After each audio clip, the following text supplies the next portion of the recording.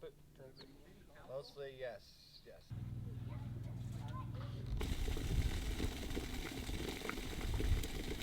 Still makes a little tiny one that I could do. Yeah. Let's do another clutch.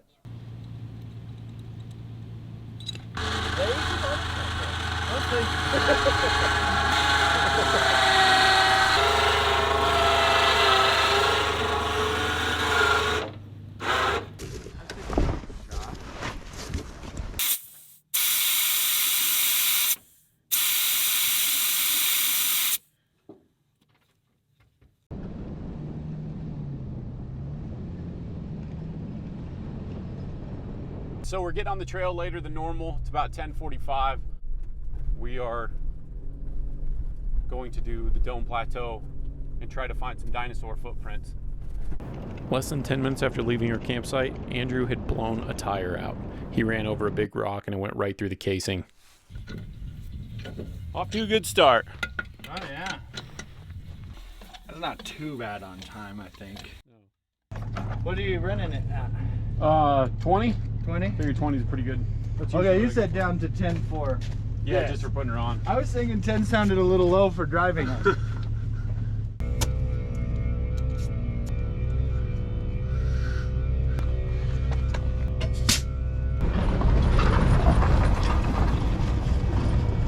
Now we're gonna switch gears because that was his only spare tire, and we're just gonna go on a backup route. We're not really here to do crazy wheeling anyway, so we're gonna go do Onion Creek, which is supposed to be really cool. I've done like the short duration, but I've never followed that trail all the way through. So we're just gonna do stuff that doesn't require or has less risk of blowing a tire out. It's always good to have a backup. We've always got backup trails just in case. Big change of plans, but that's okay. It's still gonna be fun. We're still gonna camp, still gonna have a good time. Onion Creek Trail is an easy, fun trail that anybody with four-wheel drive can do. You get to drive through about 30 sections of the creek and get some awesome opportunities for photo and video. Hope they won't shoot me down soon. Seems like it's just the one road. They sing on a sleepless night. Try to catch me howling at the moon.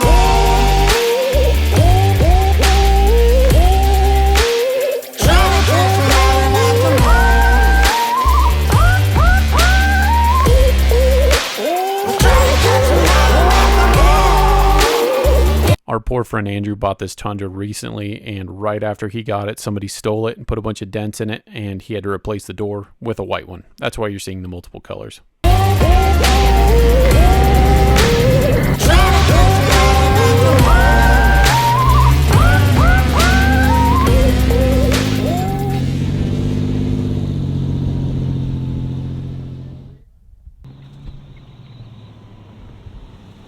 The Onion Creek Trail is actually pretty short, but it does continue on to what Gaia Maps refers to as the Moab Trail, which none of us had been on before, so we followed that for a couple hours and we ended up finding a spot we wanted to set up camp. There shouldn't be too much traffic on this. It's not on the map. We used Andrew's Tundra to claim our campsite, and then he jumped on his dirt bike so we could go see more of the area.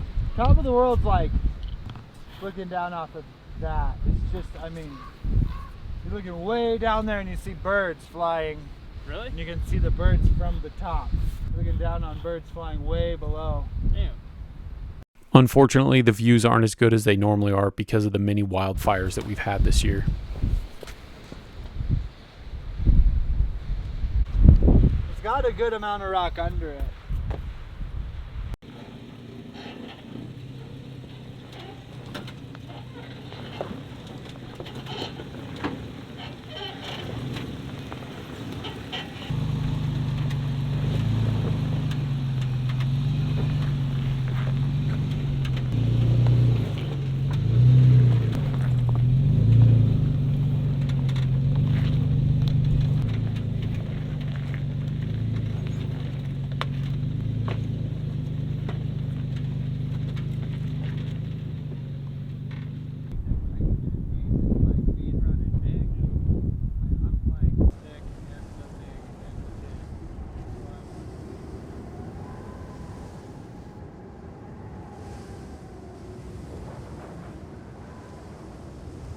One of my favorite pastimes when I'm camping is taking photos or getting video, so this is a good opportunity to check out Luis's Ford Ranger.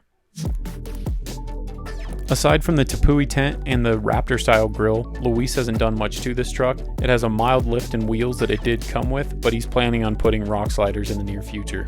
These trucks are pretty amazing, especially for an overland build. I've seen this thing on the sand dunes before, I've seen it on some of these smaller trails, and it's pretty impressive. And these have a 1,600 pound payload. That's like 500 pounds more than the Tacoma, and pretty much equivalent to the Tundra in a mid-sized truck.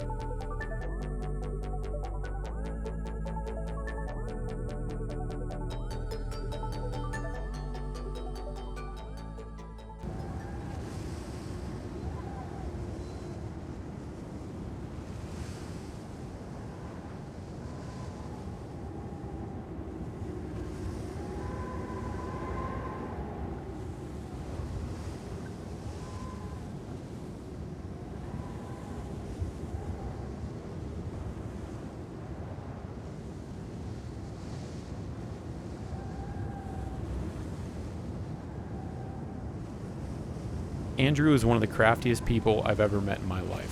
This is an entire wooden pull-out kitchen that he built for himself, complete with running water, a sink, a spot for his stove.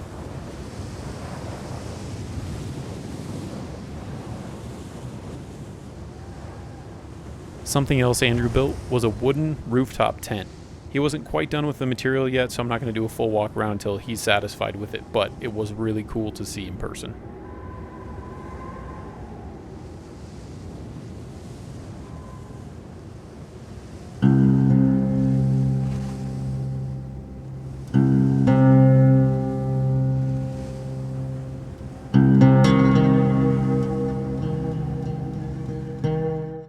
There's something particularly special about watching the sun go down over the Utah desert.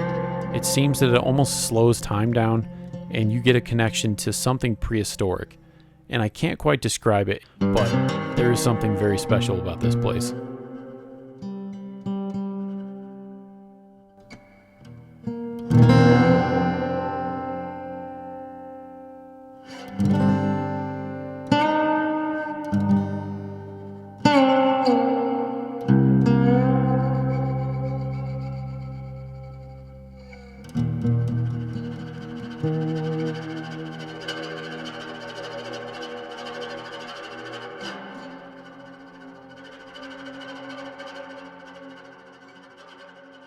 Night 2 was significantly warmer, but the wind was going crazy, so I put the awning away before going to bed, and what I should have done was pointed the FJ into the wind so it would ramp over the tent like it's supposed to, but I didn't want to re-level everything, so I just had to put up with rattling zippers all night long.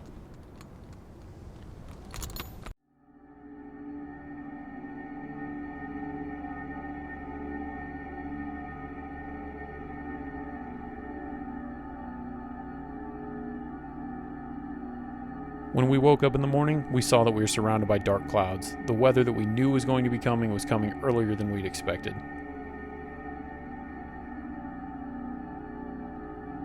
I don't know if it's picking up out the window, but we found a pretty awesome camping site. And the only thing was it was really windy because there's a storm moving in. And right now, we can see that there's rain coming in to this area, so we packed up fairly quick and we're on our way out. I did not remember that being that steep. If you've never been to the Moab area, something you'll find is that you'll come here and every time you can do something different. There's so many amazing things to see. Some areas are a little bit prettier than others. Sometimes you're closer to the rock walls than others, and it makes you feel smaller and you get a kind of a different experience out of it. Don't underappreciate what you did get to do. There's a lot of cool stuff to see out here.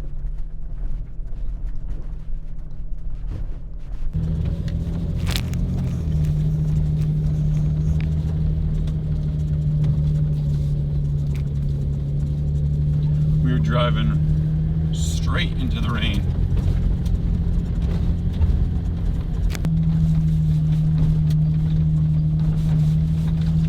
We were going way higher, expected to be going lower by now. I'd always heard of the dinosaur tracks in the Moab area, but I've never seen them for myself, and I thought we were missing out on that because we couldn't do the Dome Plateau Trail, but it just so happened that at the end of this trail, we stopped at a pull-off, and it was a spot where you could look at dinosaur tracks. Sick, dude, we found some. Wow. Oh, that was all I wanted to see. Is that it? Yeah, yeah. Is this another one too? Yeah, I think that's what all these are as well. Yeah, that's a deep one. But this would have had to have been.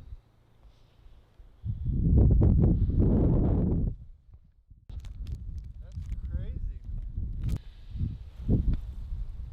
Maybe it is, I don't know. Yeah, it's amazing. Just be careful around the cliff edges, please, is all the sign says. Those dinosaur footprints we just saw were 8,400 feet, and it says that they used to be at sea level, basically at sea level, and those prints were left in the sand, and then over the course of time, millions of years, the erosion and the tectonic plates would cause these mountains to be formed, of course, and so now the dinosaur prints are at 8,400 feet, and it said that the dinosaur that left them behind, though I don't know the exact pronunciation of that, they're related closely, I guess. They're in like the same family of the velociraptor. So that was pretty cool to see.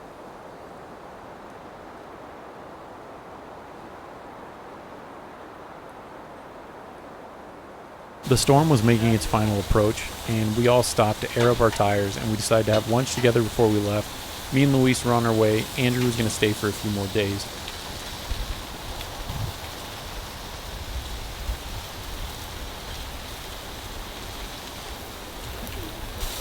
Pretty nice.